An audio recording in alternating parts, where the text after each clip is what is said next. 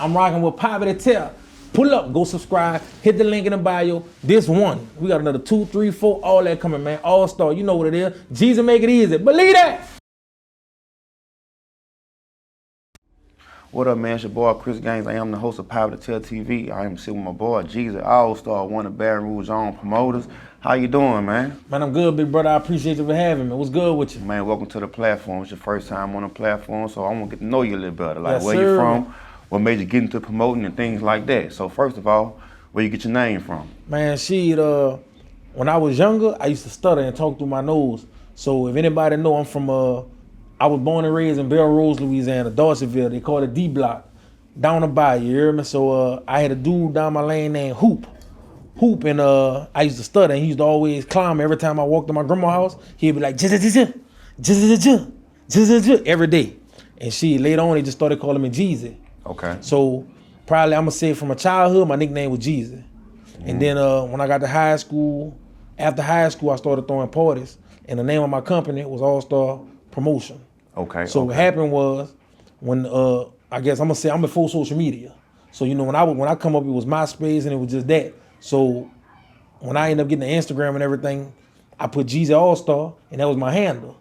So they started putting it on flyers, Geezy All-Star. So really, it just was like, it just happened. Like that, my company was All-Star, and on every flyer it was Geezy All-Star. And then next thing you know, everybody was like, Geezy All-Star, Geezy All-Star. And I was like, shit, it sounded good on the flyer, and we just kept running it like that. So it was like, it was supposed to be Geezy of All-Star, but I couldn't put of on Instagram, so it was Geezy All-Star. Okay. So Geezy All-Star. Okay. And where you from? Where you grew up at? I grew up in Baton Rouge, Louisiana. Okay. So my mama from Baton Rouge, my daddy from Darrow, Hireville.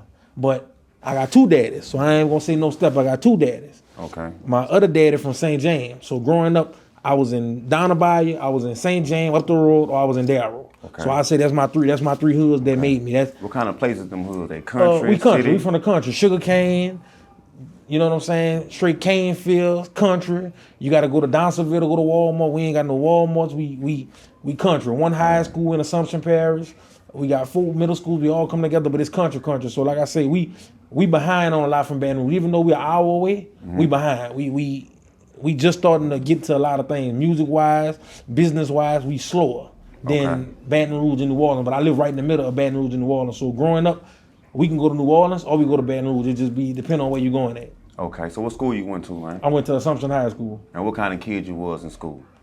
I was crazy. I was crazy. My mama bust her ass. Like I said, I ain't gonna say I ain't have shit, but I was mid. My mama ain't really give me the things I wanted. She gave me what I needed. You know what I'm saying? I ain't got no Jordans until I got out of high school. I was a feline wearing motherfucker. You know what I'm saying? So it was like I respect it now. My dad and them, they didn't give me the Jordans and this and that. I got what I needed. Okay. So I would say growing up, I was a hustler. I had to grind. I got a job at 15. Okay. I started working at 15. I used to wash cars. I really, to say if you want to say I fell in love with music, a dude named Spoon down my lane used to DJ, and he used to come get me and pay me $20 to carry his DJ bags in for him. And you know, like I said, you know, this 20 years ago, so you ain't have no computers, you had to have CDs. He used to come get me, I'll go carry his music, and I fell in love with the music right there. So like I said, I would say that kind of got me into throwing parties and being Geezy All-Star. Okay. There's a lot of artists known for coming out those 3 hoods that you named? Like I said, we don't really have that many artists. Growing up, we had an artist named Dirty Harry. He from Napoleonville. He was in a group called Underdogs. We got talent, don't get me wrong. We got so much talent in the River Parish, the Tribe Parish, but the biggest artist, like I said, we have one of my partners. If you ever been on one of my shows, I do a song called Wide Open. My homie Lil Gutter, dude named Vernon, Big Cash, and me, we came up with that song when we was young, and that was Gutter song, but like that song is, we do our first party in 2007, so that song been out since 2007, and you looking at 14 years later, people still listen to the song, it turn up, like that's one of our country theme songs. You hear that song, any party, any club, R.I.P. to DJ Thriller, that's our DJ, he passed away in December, like till this day, he play that song, any DJ drop that song, you gonna turn up. That's just our country theme song. But we don't really have no major artists, but we have local artists they do what they do. Like we have, like I said, I always say Dirty Harry was our Boosie. When we went to high school, when you got to high school, you was buying that CD for $3 to $5. If you ain't had that CD, by the time lunch come, you ain't hitting on nothing. You wanted his CD. He was the man. Like that was our Boosie and Webbie growing up. Okay, so what age was it when you started getting into promotion? I'm gonna say in the 10th grade. I played football my whole life. Like I said, being from the country, all your way out is to work in a plant, or you think you're gonna make it to the league. So my mindset was, shit, I'm gonna make it to the league. But I realized I was okay, but I wasn't all that. I clown. I was a class clown. I was the person that was getting put out of class.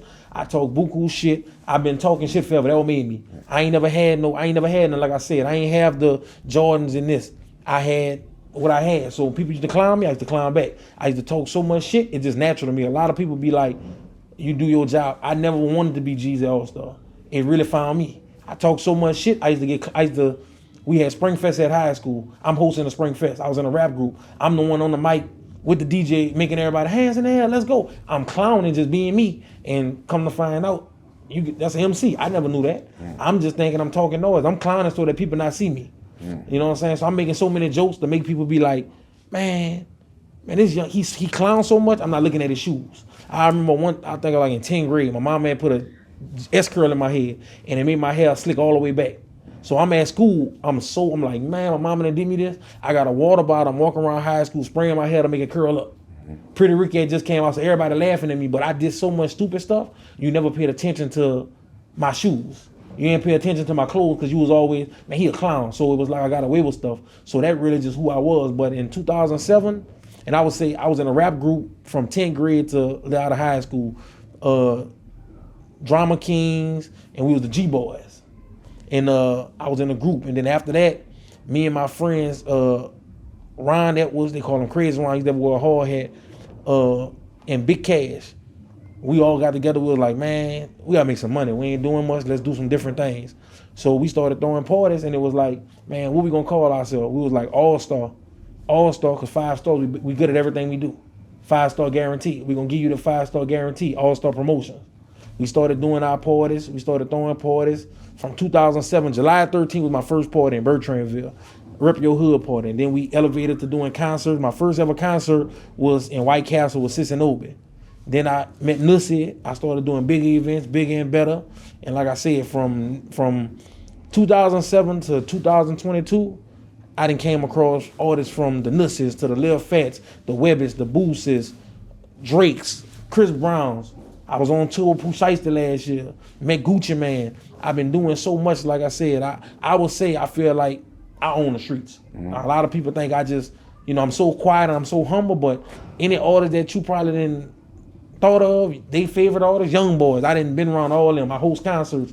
I done did major events, you know what I'm saying? So it's like, I can never say what made me do what I am. It's born to me. I've naturally been Geezy. I've been a clown. I've been funny. It's just now I'm learning the business side of it. And that's where I've been at the last few years, learning how to make it a business out of just talking shit.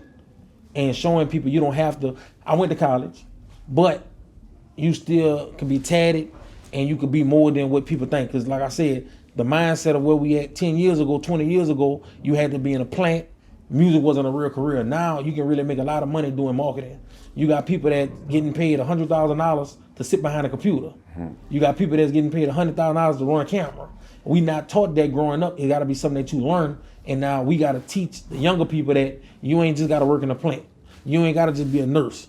It got other avenues to make a lot of money, but we got to learn it. Nobody could teach us if we don't learn. So now we're at the teaching stage. And that's one of my big things why I want to come sit down so we can talk about it. That could be a conversation for a whole nother day. But that's where we at. We got to start teaching the new generation more about what's going on with the marketing and promotion and events. It's a lot of money, but our mamas and daddies don't know about that. All they know about is working in a plant, being a teacher, being a nurse. And now we changing the generation because we trying to show them there's other avenues. You ain't got to just go straight. You can go left, you can go right, you can go backwards, you can do anything. And that's where we at. I'm gonna stop it.